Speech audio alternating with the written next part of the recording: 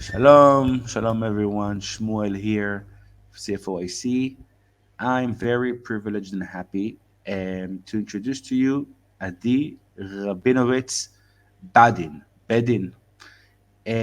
We met in Tekoa in a visit with friends in Tekoa in Judea Hill, and you know I don't remember why that even stopped and we talked, but then she shared with me that she is an Holocaust educator. So, Shalom Adi, please, who are you and what does it mean to be an Holocaust educator?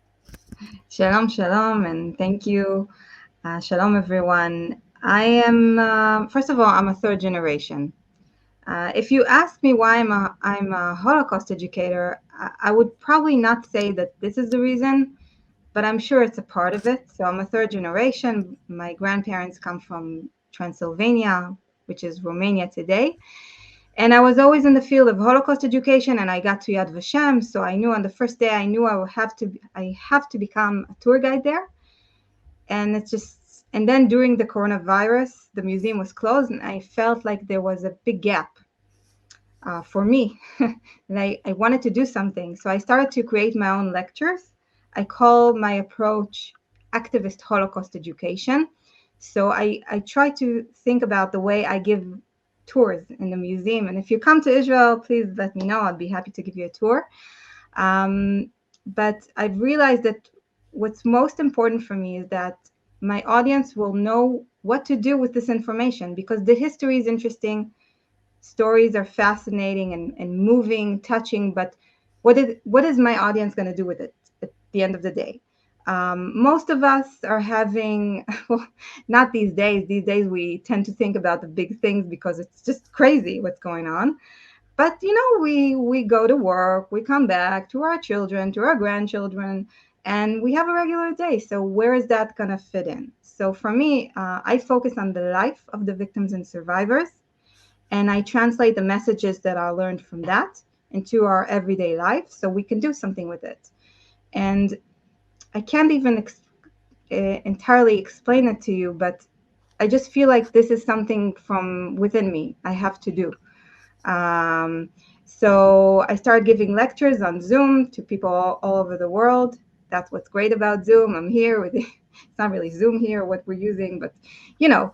And I was privileged to give lectures to communities around the world, in the States, Canada, Australia, but even Sri Lanka and India, and then I started getting invitations to actually come uh, to speak on site, because the coronavirus, I can't say disappeared, but it relaxed.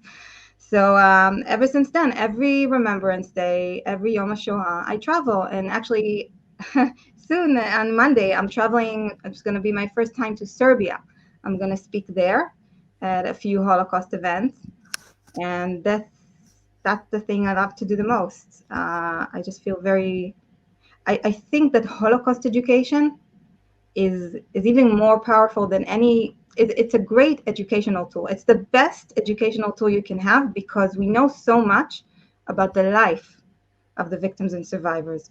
And life is everything. You can talk about love, you can talk about faith, and how you make choices.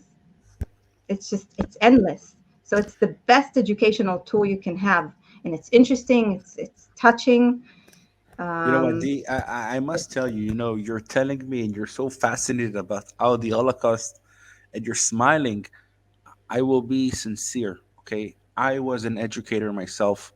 I used to teach. I think I count myself as an educator till this day. And for me, the Holocaust is like the topic I don't want to talk about. I mean, it's such a dark, depressing subject. We know the stories, we know the endless stories, we saw the movies. And I must say, and maybe many Israelis like me, in 2 days, in 3 days, we have Yom HaShoah, Holocaust Memorial Day. And for many people, in Israel, everything stops that day. Even TV is not regular. And I remember very, very strongly how it's like People wanted the 24 hours just to pass. We don't want to deal with that anymore. It's such a bad time, such a dark time. As you said, third generations. I'm a third generation as well. And I'll share with you that my grandfather, Holocaust survivor, Auschwitz and Birkenau and all the other places, and he just, ran away from that, and he moved. He found the forest, a place you can go. He went to Colombia, and this is where my father was born. So for me, as an Israeli, as a Jew, it's engraved in me, the Holocaust memory, and yet I try to avoid it, and it's so dark, and I don't want to go into it. So my question for you, Adi, is, if as an Israeli, as a Jew, I feel that so dark, so difficult to talk about, can you explain to me why would a random person from India, Sri Lanka, or Serbia, a non-Jew, I assume, would take this subject into learning, into bringing you especially to learn from it? You understand the question? Is Yes, it yes, I so understand. far? Yeah. But I'll begin with why, for me, I can talk about it with energy. And it's the same. It would be the same answer for why is it relevant to anyone around the world. For me, when I teach it, I teach about the tragedy that the Holocaust is. You cannot not talk about uh, the genocide, the horrors, but it's not the message. It's never the message. And there are Holocaust educators that focus on that message about how, and I can't even, I don't like that the words even come out of my mouth, but that anyone can become a Nazi, and we need to learn so that we won't become Nazis, and there are terrible things in this world, and all these, these approaches. I'm really really against it. It can never be the message.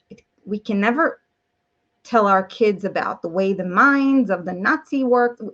We're not we don't teach them how the minds of killers and thieves works. We teach them how to be good. So because the educational messages are always very positive, how to be strong, how to be resilient, how to keep your faith, how to continue life, how to believe in life. It's how to be a good person. And what is a good person? Um, then I can talk about it this way. And I think because the Holocaust was where was a situation where human beings were in extreme situations, they can teach us. They can be an inspiration for us, um, a big inspiration for us because it was an extreme situation. I mean, we have our daily life and we have difficulties, and it's okay. I don't disregard the difficulties that we have, but that's the thing. We can learn so much from them, from the life that they had. We can be inspired. We can get strength from them. For especially today, we're thinking we need to also talk about, yes, look, what's happening in the universities. We keep saying how the most educated ones in Germany were, became Nazis, and then you can learn about it from here. But you can also say, how can we be strong? What did we learn from that? What did we learn from that um, time that can help us today? So to speak out, which is basically the answer for everything, by the way. I also come from the field of, I work for an NGO that deals with bullying, okay, social ostracism. And the way to end an act of violence is, it's not even dealing with the bully. It's not even dealing with the victim. It's dealing with the majority, with the silent majority. It's giving a voice to the silent majority. Once you do that, you end the act of violence. I can talk about it more, of course, but what I'm saying is we can really be inspired and get strength from these stories, from these testimonies, and it's relevant. Everyone in life has difficulty, so anyone can learn from it. If that's why it's relevant for any time. Now it's like we think it's most, not just because of Yom HaShoah and the Remembrance Day. We think about because there's anti-Semitism, but even before, even if we're not talking about anti-Semitism, it's relevant. We can learn so much. So So that's my So answer. you you just touched this, and I really want to know. Such a simple lesson to learn about speaking out, about anti-Semitism, about the roots of where it starts, and actually the high rise of wisdom and universities. How do you, as an educator of all Holocaust, who knows so much about how it started, how do you feel when you see what happens right now in the universities? Now it needs to say all over the world. I can share with you that our Christian friends, we're dealing with Christians all over the world, and every day I get another message from another town of another local university, and look what happens here, and look what happens here, and look what happens here. It started in Colombia and it spread it around. How do you look at this moment in time to see such things that, no, who would imagine in 2024 would happen again? Well, truthfully, these kind of things always made me like really furious, speechless even. I can talk about the Holocaust a lot, but if I have, doesn't matter how much I know about Israel and the right, or how much I know about our right to live here and our history, that subject is something I become so frustrated from the ignorance that I can be even speechless because it's like knowing that you have to argue now with somebody who will not listen to you. Therefore, my approach is not talking to those, to the extreme ones. It's to find the majority silent, to talk to them, to give them strength. It's really my approach. I don't see myself going around trying to convince the students who protest, maybe their parents, but people who are so brainwashed who will not listen to me. It's just I don't see that happening. Not if we're talking about my strength, but not even if we're talking about being realistic. So, It I will come back to this question and Yeah. ask you this. You mentioned the parents, right? And I think this is another generational thing, right? Maybe the connection our parents and our grandparents had to the Holocaust is definitely closer, stronger to what we have. Not you, because you're into it, but I'm saying people in our age. I think as we go farther from the Holocaust, the knowledge and the lessons to learn from it, we tend maybe to forget or to avoid dealing with. Maybe not talking to those people that already are brainwashed. I agree with you. There's nothing to talk with them. Maybe you can share maybe something that you would say to a parent that look at his children, the students who are brainwashed because they watched a TikTok or a YouTube clip or whatever and talks about genocide that Israel is doing to the Hamas in Gaza or to the Palestinian in Gaza. Try to give me some perspective or some simple answer to explain the huge gap, the huge difference, the no connection even to what we are dealing right now with in Gaza and to what happened to the Jewish people in the Holocaust. Make some sense into it, not to the brainwashed kids, in the perspective of a parent, an educator, somebody that looks at them and tries to give an answer. And as you very clearly said, sometimes you're left speechless, right? How do you even start to give such a simple question, some simple answer, such a stupid question? Forgive me for asking. I'm not sure I entirely understood your question, but if somebody is willing to listen to you, so that's easy. We know the answers. Our right to live here and the explanation about the education system and who's really controlling the universities there and where they're getting their money from and all these things that we know and other people may know, some know and are ignoring, some don't know and just act this way. But I think because I had this kind of conversation not long ago with somebody who asked me, can I speak to you about that before October 7th? And at the beginning I was afraid to do that, but this was a person who was really willing to listen. He just wanted to learn. He just wanted to learn. So it just it just made it really easy. I don't know if I answered your question. My question was specifically on comparison between Holocaust, Hmm. genocide, and what Ah, happened now in Gaza. This word that is being used very easily today, stop genocide, I want you to refer to this comparison. okay. First of all, I have to say one thing that isn't, it's not entirely connected to what you just said, but what happened on October 7th was not a Holocaust. Okay, there's the Holocaust because we can only use words of things that we know. People refer to it many times as Holocaust because nothing like that ever happened before. It's new. But even when the Holocaust happened, nothing like that ever happened. It took them a while till they had the word Holocaust. So first of all, you can't say that what happened October 7th is a Holocaust. It's different. There are many, many similarities. And I believe that anything in Holocaust education can be entirely connected to anything in the world because the messages are connected. So you can still talk about October 7th. Yes. It's just it's not a Holocaust. We can learn from the Holocaust for that. It's a distortion of the word. It's like Holocaust denial, Holocaust distortion. It's like by using these words in these in that context, you're actually denying it. That's something that a member of the network said. Forgot her name. Maya. Ken. Maya Valentine. She's an expert on poetry of genocide, and she said that um, when you use genocide in context that is just distorting it, you're actually denying the genocide.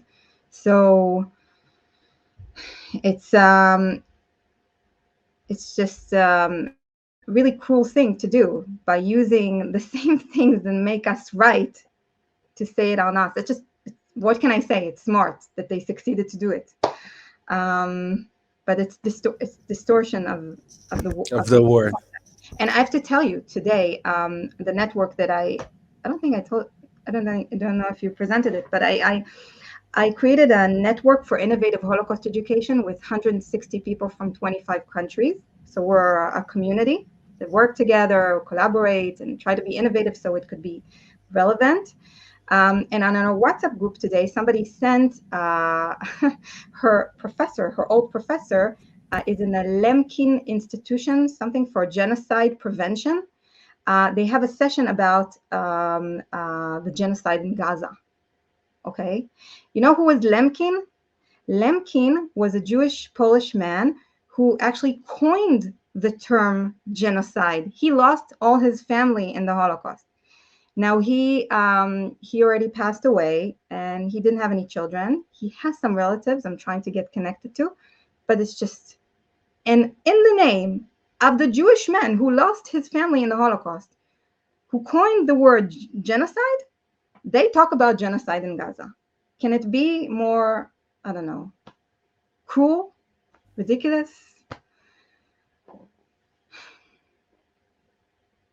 So what can we do? What do we do? So here we're trying to see if we can what's happening with the family, if the family has some control over what's going on there. And if not, we need to let the whole community of Holocaust educators or everyone in the international community what's going on.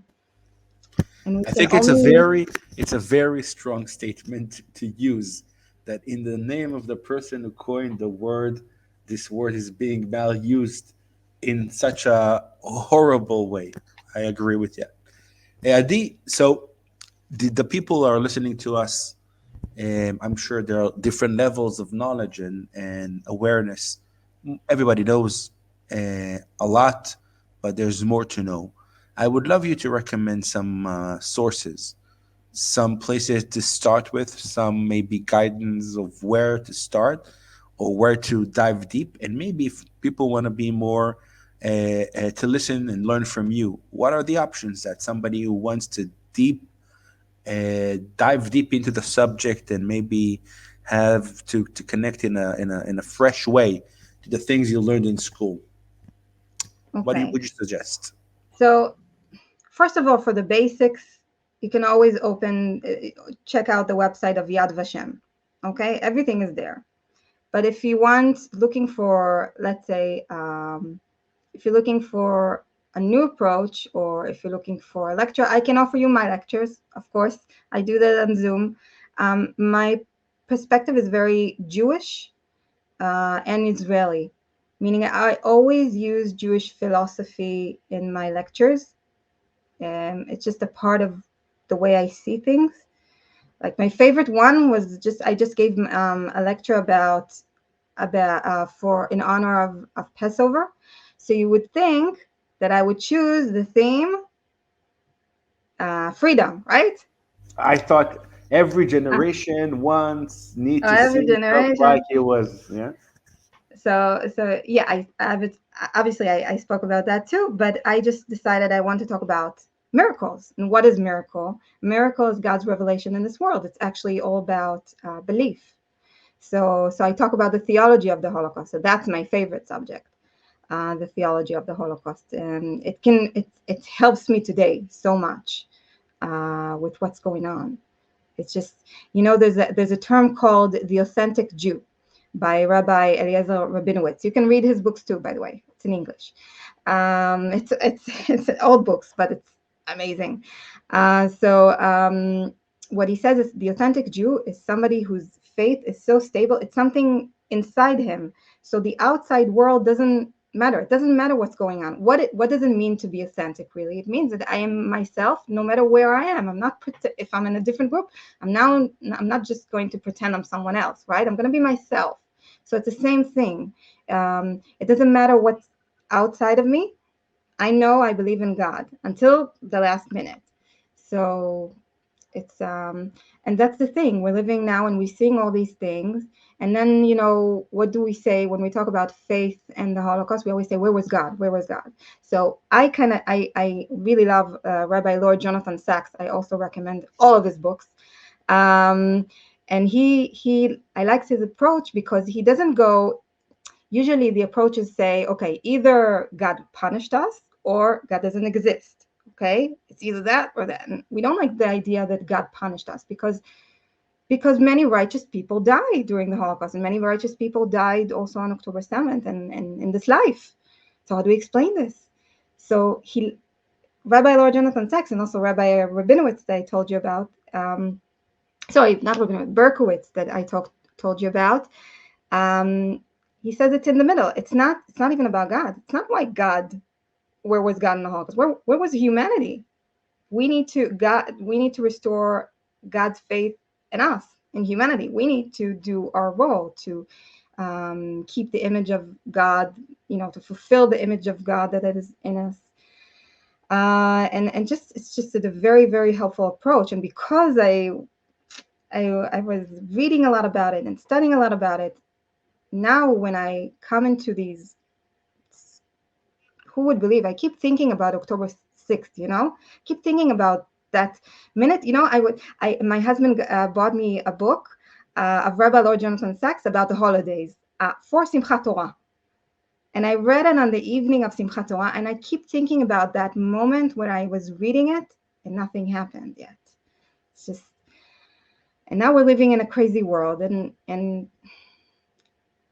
our earth is like, it's like they took, how do you say, gone beneath my feet. I don't know how to say it exactly, but you know what I mean.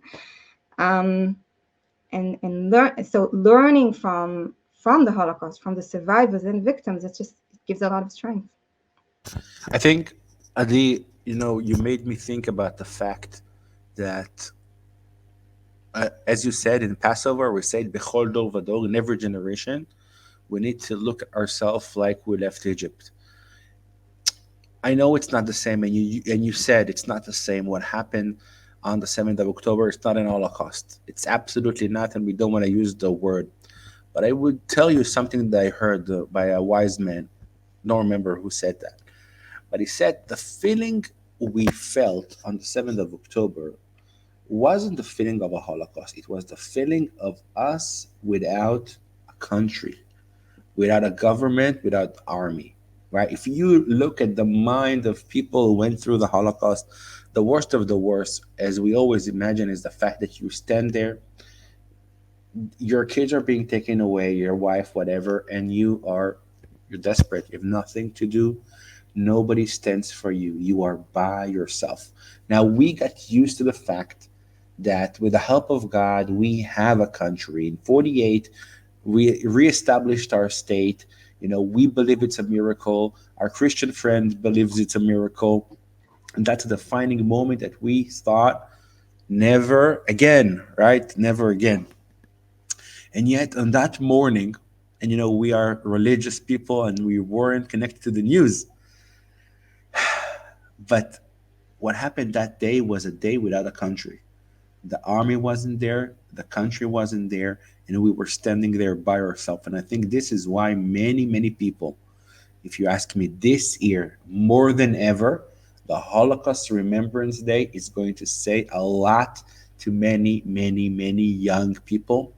I'm thinking about the fact that 2 years ago, you remember there was an Instagram account, the story of Anne Frank. They made a movie, the story of Anna, and for young people, they like you, people are trying to bring education of Holocaust to the younger generation. I think for many Israel this year, many Israelis and many Jews around the world and Christians, you get a sense of the feeling of being alone, being isolated, being without any support from the outside. And the opposite, when a friend of mine shares with me this flag that was raised in a village in Germany by them, or any kind of support of and standing for Israel, that makes a lot of difference in our mind, in our soul, to understand we are not standing alone. For once, it's not the same. So what they say, right? Never again is now. It's true. It's now with what we face, but I think we are in a better place in many ways. Adi, can you share with the audience what you shared with me about the journey you're embarking? I know it's a secret for many, but I hope your family is not going to watch it. Yeah, no, they're not gonna.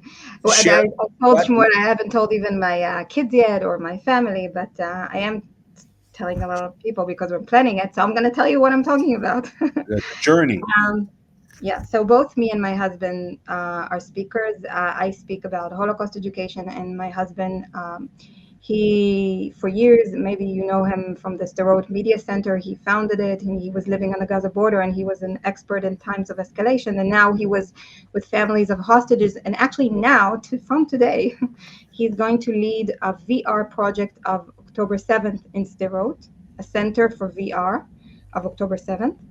A lot of documentation has been done about what happened after also. Okay, the way it looked. I actually saw some of these VR projects. It's what can I tell you? It's so important to see it with your own eyes. Um, and so, because of what's going on now in this world, and because of what we do, we feel like we're most um, this is the most meaningful thing we can do and do some every once in a while when we travel is that in August we're going to leave Israel temporarily. Obviously, Israel is our country, is our home, but we're going to leave it for at least a year with our kids. We have two boys, 5 and 8 year old, and we're just going to travel from state to state each month. We're going to change our location, and we're going to give workshops and lectures and about either each one in their own field, but the idea is to connect people to Israel, to give strength, to connect people to Israel, to the Jewish people. I also plan to create, because I've been doing this for a while now, but I want to create during this journey. It's a family emissary. It's basically a private family emissary, but I want to create a virtual um, community where eventually, if we're talking about the majority silent, I forgot to say one thing. It's not just the majority silent giving them a voice. It's giving them a voice to do it together. That's how you do it. You don't just send one kid alone to face the bully. You do it together. So I want to have people from different countries and states and nations collaborating, learning together, helping one another, and we will feel our strength this way. We were going to begin in August in Alaska, and then from then there to Vancouver and Seattle, Arizona, Colorado, and Florida, California too. But if if you happen to know people there, if you are interested in this, in our journey, if you want to support us, if you want to know more about it, please let us know. We thank you so much, first of all, for standing for Israel. We feel that your voice needs to be heard, and and and we want to take it to the maximum. Okay, so you're welcome to contact me for anything. I'd love to get to know you anyway. Thank you, Shmuel, for inviting me. I did. Thank you. It was great. As I said, it only started by a walk next to the art center in Tekoa in Judean Hills. That's the people who live here. The people who are leaving everything behind and want to travel and share the love and care for Jewish history and for their heritage. I think you're doing an amazing thing. I'm sure you're going to have a lot of fun and a lot of good family time. But more than anything, you will give the genuine, right? That's what you say, the authentic Israeli perspective to the people who are going to meet you. We definitely want to hear more and to be connected. So I'll tell you, number one, we're going to share your email so people can really connect with you. And maybe further on, when you're traveling before maybe July or August, we should do it again.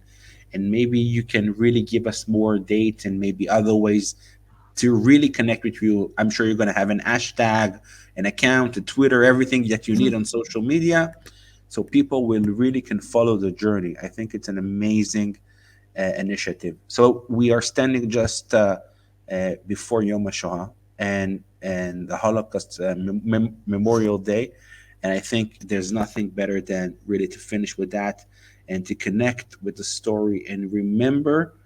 Um, this is an ongoing story with different faces, with different approaches, and we need to remember and we need to stand strong and say what we believe in and open our mouth because being silent is probably the worst way to treat these situations. Toda rabba. Thank you very much, Adi, and hopefully we're תודה, gonna meet again in only good news and only good places. Toda. It was a pleasure. תודה, תודה.